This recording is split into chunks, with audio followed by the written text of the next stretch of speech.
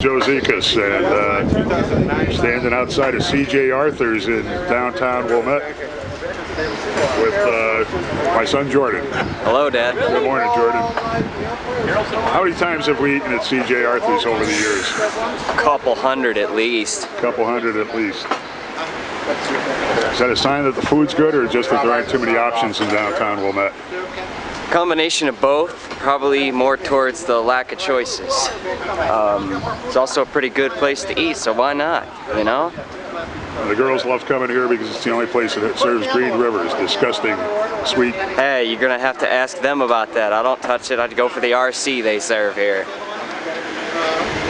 So let's take a walk around, and we're going to do a block walk because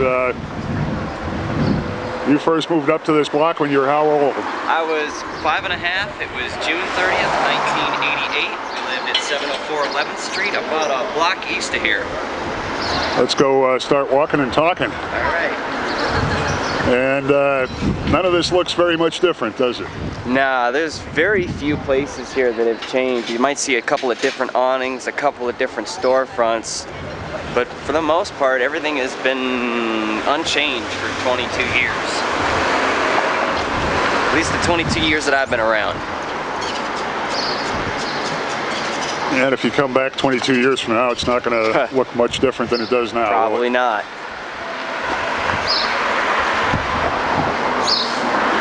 There are a few more tables out on the sidewalks.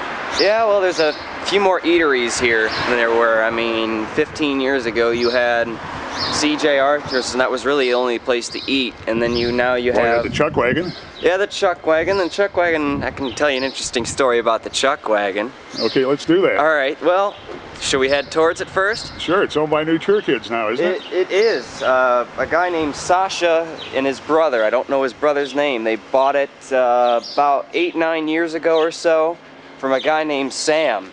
Sam was a big White Sox fan, had a bunch of White Sox stuff on the inside of it.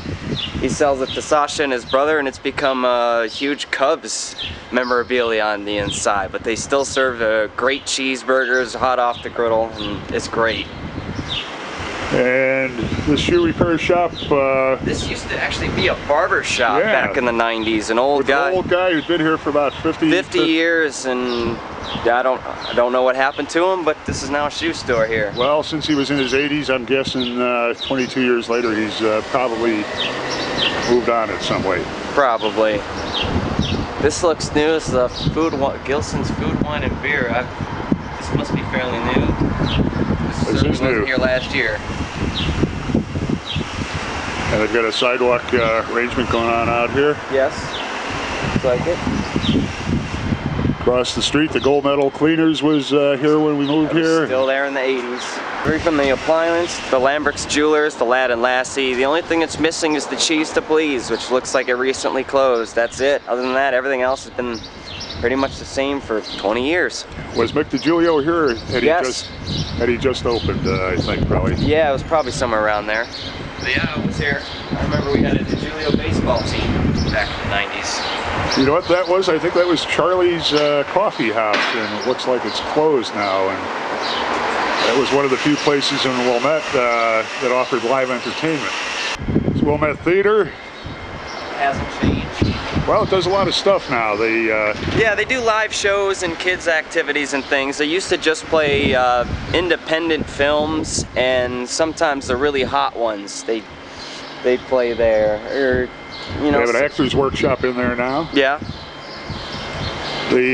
Everybody assumes that marquee is original, but the theater, I think, goes back to the 1910s, and the marquee was only added in, I think, 1949. Well, you got more information than I do on that one.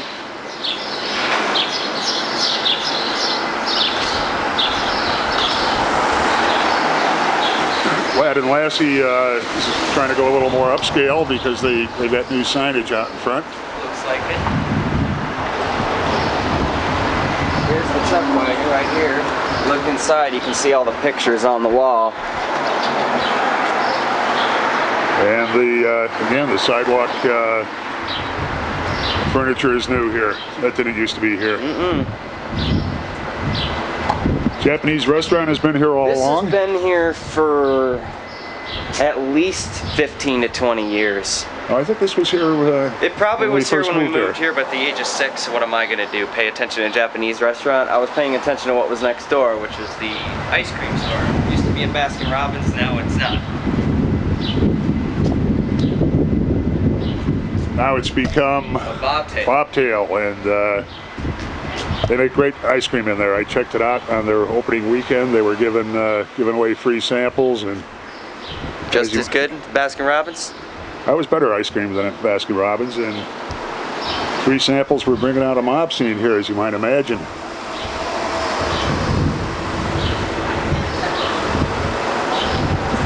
And I used to take you and your sister, and we'd go hang out in the park across the street. Yeah, it's called Veterans Park. It's been there forever, as long as I know.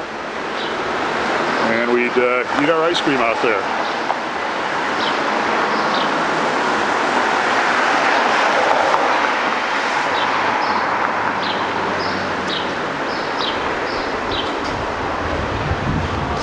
As we've crossed the street, you can see it a little better behind me. Probably the biggest change here on this block in the last 20 years.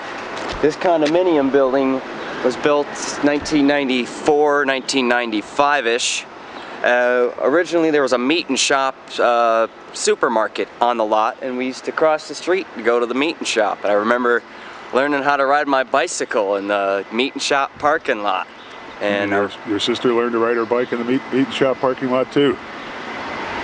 And for endless amusement, your mom, who was a true suburbanite, drove across the street. Would drive across the street to shop at the meat and shop instead of walking across the street. This resale shop is fairly new here, and from what I hear, it has some great bargains. Unfortunately, I'm not one to know.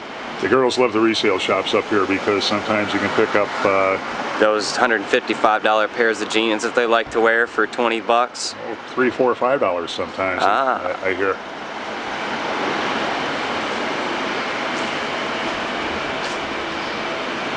It's a new optician here. Dr. Walsh is retired.